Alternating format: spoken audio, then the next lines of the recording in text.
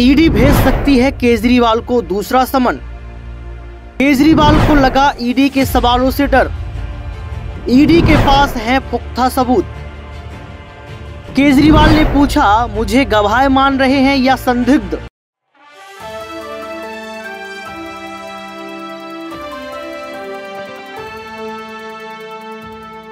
नमस्कार, आप देख रहे हैं नेक्स्ट 9 पॉलिटिकल बाइट। मैं हूं आपके साथ सिरा।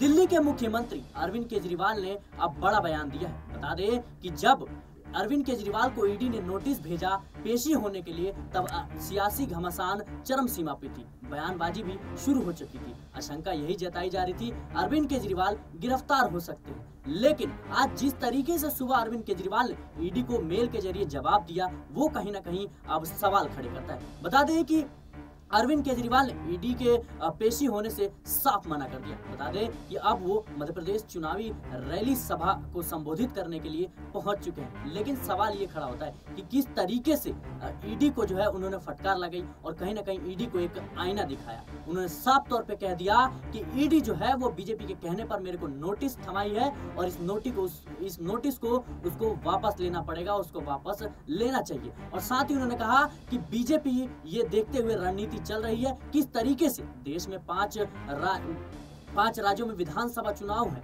उसको लेकर जिस तरीके से अब आम आदमी पार्टी को खत्म करने की योजना है, उस राह पर जो है अब सरकार और ईडी चल चुकी है। लेकिन अब तमाम सवालों के बीच, इन तमाम राजनीतिक मुद्दों के बीच मेरे पास कुछ सवाल हैं जिनका जवाब हम अपने सहयोगी से जानने की कोशिश करेंगे। और किस तरीके से अब इस राजनीति में आगे जैसे जैसे विधानसभा चुनाव, लोकसभा चुनाव आएगा, तो किस तरीके से अब इसका प्रभाव पड़ेगा और क्या इसका असर होगा, ये जानने की हम कोशिश करेंगे। तो स्वागत है ऋतिक आपका बहुत बहुत प्रोग्राम में। लेकिन जिस तरीके से आज हम सुबह से खबरें कर रहे हैं कि जिस तरीके से केजरीवाल ने साफ तौर पे ईडी को फटकार लगाई और आईना दिखाया, कहीं ना कहीं उनके 2 बड़े नेता जो अभी रिमांड पे हैं और सुप्रीम कोर्ट से भी उन्हें झटका लगा। ऐसे में सवाल उठता है कि केजरीवाल के मन में वह कौन सा डर था, वह कौन सा सवाल था जिससे भागने की उन्होंने कोशिश की, वह कौन से जहन में सवाल थे, आखिर उनको किस बात का डर था, ये हम आज जानने की कोशिश करेंगे। मेरे पास कुछ सवाल है जिसको लेकर मैं आपसे जवाब मांगना चाहूंगा। आखिर जो है ये दिल्ली का जो राजनीति है, ये कहीं ना कहीं पूरे देश पे असर डालता है। आपको ये हैरानी होगी, लेकिन अब मैं आपसे इस सवाल करता हूं कि मेरा पहला सवाल आपसे ये रहेगा, क्या केजरीवाल ने ईडी और प्रधानमंत्री नरेंद्र मोदी को डिसरिस्पेक्ट किया, या यूं कहे औकात दिखाई? हालांकि ये शब्द जो है हमें यूज नहीं करना चाहिए, लेकिन फिर भी आप इस प्रश्न पे क्या कहना चाहिए? देखिए, औकात यहाँ पर केजरीवाल ने ईडी को नहीं दिखाई, यहाँ पर औकात जो है ईडी ने केजरीवाल को दिखा दी।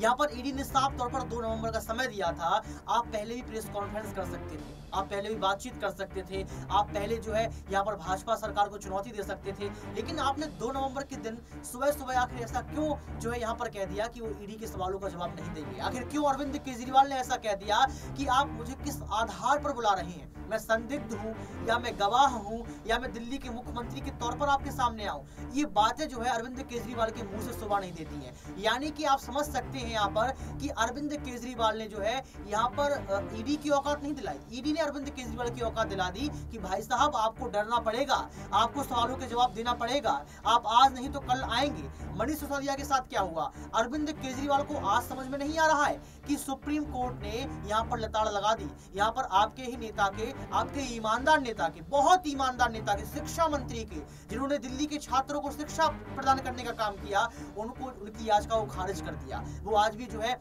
जो जेल है, तिहाड़ जेल, उसमें दिवाली मनाने वाले हैं। सत्येंद्र जैन, आपको याद होगा नाम, वो भी जेल में डले हुए हैं। तो आप समझिए कि यहाँ पर अरविंद केजरीवाल दिवाली नहीं मना पाते, मध्य प्रदेश नहीं पहुंच पाते, मिजोरम नहीं पहुंच पाते, और जो अन्य राज्यों में चुनाव हो रहे हैं वहां नहीं पहुंच पाते। तो आप समझिए कि अरविंद केजरीवाल चाहते हैं कि जेल जाने के पहले यहाँ पर मध्य प्रदेश पहुंच जाएं, मिजोरम पहुंच जाएं, राजस्थान पहुंच जाएं, ताकि इनकी जनता को जो है बता सकें कि ईडी उनके साथ जो किस तरीके की छेड़खानी कर रही है, ईडी दबाव में है। यहाँ पर ईडी दबाव नहीं है, यहाँ पर अब केजरीवाल दबाव में है सिराज। जी बिल्कुल, जिस तरीके से आपने जवाब दिया, कहीं ना कहीं अब ये जो आशंका है ये जताई जा रही है कि किस तरीके से जो केजरीवाल है वो ईडी से भाग निकले हैं और जो इंसान अगर अपने दोषियों से अगर जवाब नहीं देता और अगर वो मुसीबतों से भागता है तो कहीं ना कहीं उस पर सवाल खड़े होते हैं। भले ही आप ईमानदार हो, कट्टर ईमानदार हो, लेकिन जो है भागने पे सवाल जरूर खड़ा होता है और जनता के मन में यह आशंका पैदा हो जाती है कि कहीं ना कहीं केजरीवाल जो है गुनहगार हैं, तभी वो ईडी के सामने से भाग रहे हैं और उन्हें पेश होना चाहिए था। हालांकि मैं आपसे दूसरा सवाल पूछने का कोशिश करूंगा कि किस तरीके से जो है केजरीवाल ईडी से पूछ रहे हैं कि मुझे गवाह मान रहे हैं या संदिग्ध, इसे आप कैसे देखते हैं? देखिए, गवाह और संदिग्ध की जो बात केजरीवाल ने यहाँ कही है, ये दो ऑप्शन रख दिए। 2 नवंबर के दिन ये 2 ऑप्शन रखना, यानी कि 2 झूठ और बोल देना। 2 नवंबर के दिन ये 2 ऑप्शन रख देना, यानी कि 2 नेताओं को और जेल में डाल देना। यानी कि अभी और भी बारी आएगी। आप आतिशी की बात कर लीजिए, आप सौरभ भारद्वाज की बात कर लीजिए, क्योंकि है तो एक ही खेत के मूली, है तो एक ही पेड़ के पत्ते। कहाँ ही भागेंगे, कहाँ ही जाएंगे? यहाँ पर अरविंद केजरीवाल ने सिर्फ बहाना बनाया, और बहाना बहुत लोग बनाते हैं। ईडी के सवाल तो पूछे जाएंगे। 338 करोड़ कोई छोटी बात नहीं है। 338 करोड़ एक बड़ी बात है। 100 करोड़ की बात आपने सुनी, 2 करोड़ की आपने बात सुनी थी, 45 करोड़ का आपने शीश महल देख लिया। आपको और क्या चाहिए? आप ये देखिए, 30 साल पुरानी पार्टी समाजवादी पार्टी आज भी राष्ट्रीय पार्टी नहीं बन पाई। 25 साल पुरानी तृणमूल कांग्रेस पार्टी आज भी राष्ट्रीय पार्टी नहीं बन पाई। तो यहाँ पर अरविंद केजरीवाल ने 10 साल में राष्ट्रीय पार्टी कैसे बना ली? गुजरात में चुनाव प्रचार हर एक विधानसभा में जाकर किया। ईसुदान गढ़वी को जो है यहाँ पर सीएम चेहरा घोषित कर दिया। कैसे? आपने चुनाव प्रचार के लिए जो पोस्टर लगवाए, जो आपने होर्डिंग्स लगवाई, उनके लिए पैसा कहां से आया? पंजाब में आपने सरकार बना ली, पंजाब के लिए पैसा कहां से आया? दिल्ली एमसीडी में आपकी 15 साल से सरकार नहीं बन पाई। आपने ऐसा कौन सा मंत्र फेंक दिया, ऐसे कौन से चुनावी प्रचार कर दिए, ऐसी कहां पैसा आपने खर्च कर दिया कि आप चुनाव जीत जाते हैं? तो सवाल यही उठता है कि जहां 30 साल, 25 साल, 35 साल, 40 साल और 50 साल पुरानी पार्टी भी आज राष्ट्रीय पार्टी के कगार पर नहीं पहुंच पाई है, वहीं 10 साल में राष्ट्रीय पार्टी आम आदमी पार्टी कैसे बन गए? तो ये संदिग्ध कहें या फिर यहाँ पर अपने आप को गवाह समझे, कुछ भी ना समझे, तब भी यहाँ पर जो है ईडी के सवालों से भागते नजर आ रहे हैं केजरीवाल। मुझे लगता है कि बहुत जल्द ईडी के सवालों का जवाब यहाँ पर केजरीवाल को देना पड़ेगा, चाहे वो मुख्यमंत्री के तौर पर दें, चाहे संदिग्ध के तौर पर दें, और चाहे गवाह के तौर पर दें।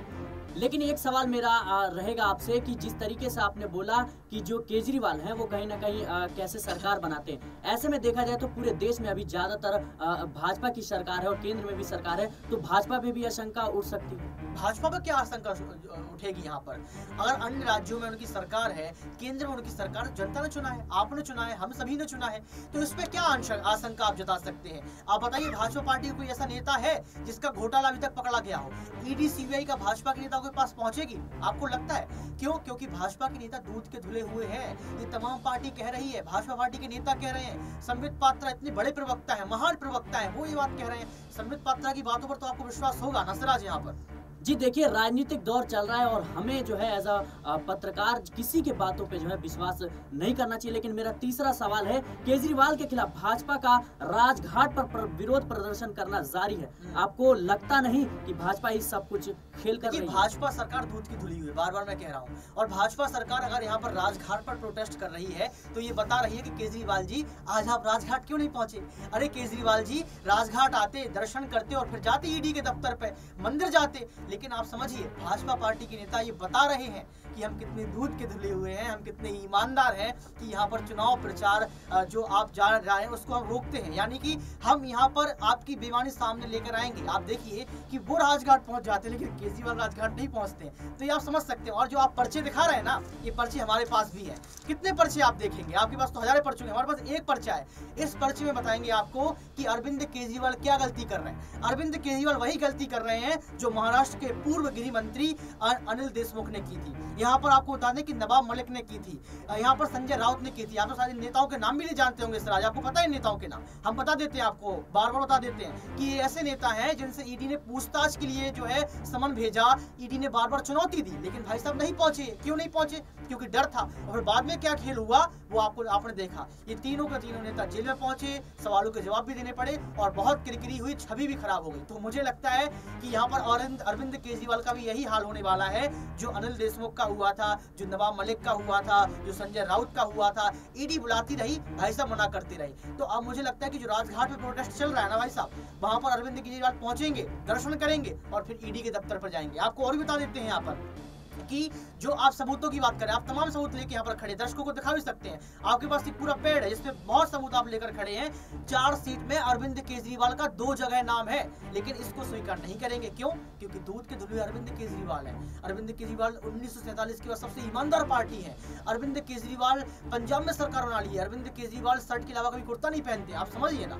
तो अब आपको बता देते हैं कि आप विजय नायर का अपना नाम सुना है? विजय नायर का, विजय नायर की एक समय ऐसा था कि अरविंद केजरीवाल जमकर तारीफ करते थे। आज विजय नायर जेल में सड़ रहे हैं। क्यों? क्योंकि केजरीवाल के साथ थे। तो मुझे लगता है कि केजरीवाल ने ही मनीष सिसोदिया की ऐसी हालत कर दी कि वो जेल में पड़े हैं। संजय सिंह की ऐसी हालत कर दी, बेचारा वो भी जेल में पड़ा है। इतना बढ़िया इंसान है संजय सिंह, कितना बढ़िया महान प्रवक्ता, अडानी के नाम पर भी जय जय करता था, लेकिन आप देखिए वो बेचारा जेल में पहुंच गया, अडानी का नाम नहीं लेता।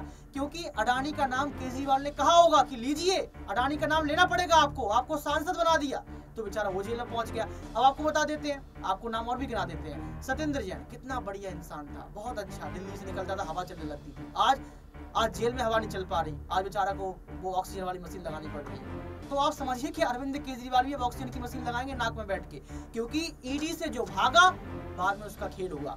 तो मैं आपको बता देता हूँ कि जो सिंगरौली पहुंचे हैं मध्य प्रदेश में, चुनाव प्रचार कर लें कुछ नहीं होगा, राजस्थान में चुनाव प्रचार कर लें कुछ नहीं होगा।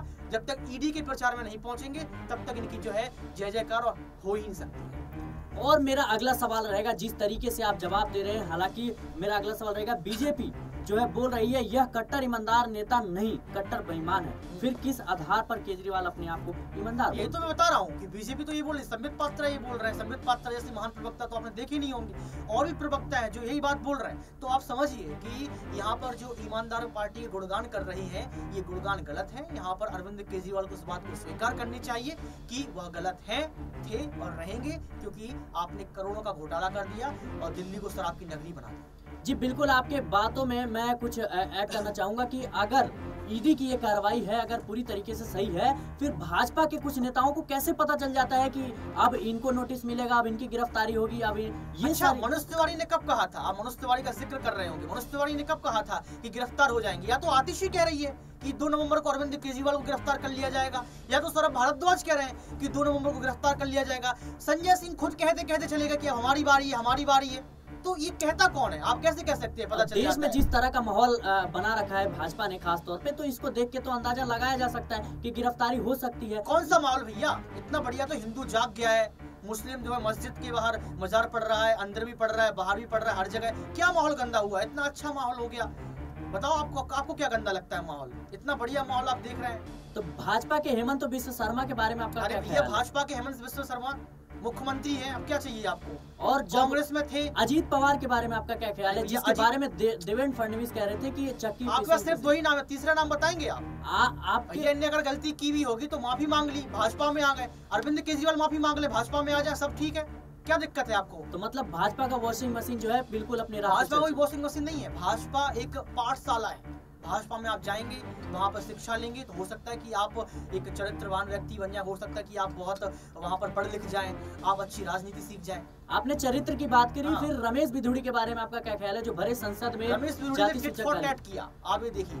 रमेश बिधूड़ी ने जैसे को तैसा कहा। आपने आगे की क्लिप सुनी, पीछे की क्लिप सुनिए, कभी आप पत्रकार हैं, इतना तो अनुभव आपको होना चाहिए कि आदमी जवाब कब देता है। जब आप गालियां दोगे तो आपको गालियां मिलेंगी। तो ये तो रमेश बिधूड़ी ने कहा, नहीं तो भाजपा पार्टी दूध की धुली पार्टी, अभी तक तो कार्रवाई हो जाती। लेकिन पूरे संसद रिकॉर्ड में तो कहीं नहीं दिखा। कहा संसद रिकॉर्ड? पूरे संसद रिकॉर्ड की वीडियो आप देखिए उठा के, आपके पास वीडियो नहीं तो हम आपको व्हाट्सएप कर देंगे, उन वीडियो को देखना, उसमें सब कुछ ऐसा ही है जैसा आप सोच रहे हैं, लेकिन आप कहेंगे नहीं। लेकिन क्योंकि अगर आपको अपनी बातों पे पूरा भरोसा है तो जांच क्यों नहीं करवाती आपकी पार्टी, जो भाजपा पार्टी है? मेरी पार्टी कहाँ, मैं तो सिर्फ बात रख रहा हूँ। हाँ, तो मेरी पार्टी है भाजपा पार्टी, में प्रवक्ता लगता हूँ क्या भाजपा को आप? तो फिर भाजपा जांच क्यों नहीं करवाती? भाजपा जांच करवाती, भाजपा ने जांच करवाई भी होगी, लेकिन रमेश बिधूड़ी की गलती नहीं मिली होगी। रमेश बिधूड़ी नेता, महान नेता है, आप कैसी बात कर सकते हैं? अच्छा, एक आखिरी सवाल मेरा रहेगा, केजरीवाल का आरोप है कि भाजपा नेताओं ने ईडी का समन लीक किया था, इसके बारे में क्या ख्याल है? ईडी का समन जो है लीक किया था, ये केजरीवाल लगातार जो बात कर रहे हैं कि लीकेज हुई है। कहां से लीकेज हुई? अगर ऐसा कुछ होता तो अरविंद केजरीवाल की गिरफ्तारी तभी हो जाती जब गिरफ्तारी मनीष सिसोदिया की हुई थी।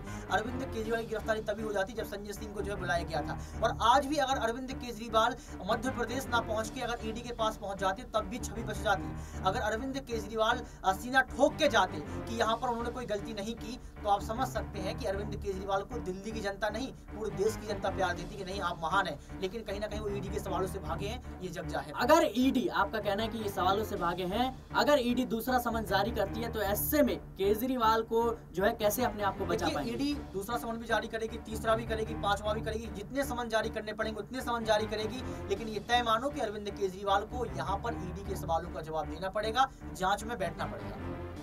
और ईडी कौन कौन सी शक्तियों का इस्तेमाल कर सकती है? देखिए ईडी के पास बहुत शक्ति है, ऐसी नहीं कि ईडी मुख्यमंत्री को जब समन भेज सकती है तो इसमें इससे बड़ी शक्ति और क्या? प्रधानमंत्री एक शक्ति है। प्रधानमंत्री को क्यों नहीं भेज सकती है? प्रधानमंत्री अगर ऐसा कुछ करेंगे तो पक्का भेजेगी, लेकिन आप प्रधानमंत्री को देख सकते हैं जो ना तनख्वाह लेते हैं, जिनका कोई परिवार नहीं है, जो देश के लिए जागरूक है, देश के लिए काम कर रहे हैं, उनको समन क्यों भेजेगी? आपको किसने कहा कि वो तनख्वाह नहीं लेते? तनख्वाह आपको लगता कि लेते हैं? उन्होंने कई बार कहा है।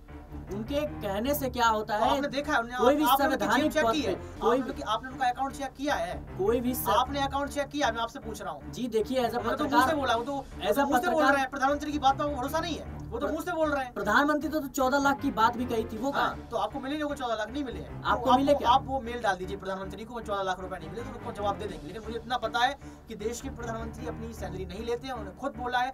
अब 14 लाख की जो बात कही थी, अभी सरकार गई नहीं है, 9 साल, अभी 5 साल फिर आने वाले हैं, हो सकता है 5 साल फिर आए, बहुत समय प्रधानमंत्री 14 लाख दे देंगे यार, क्यों लगे?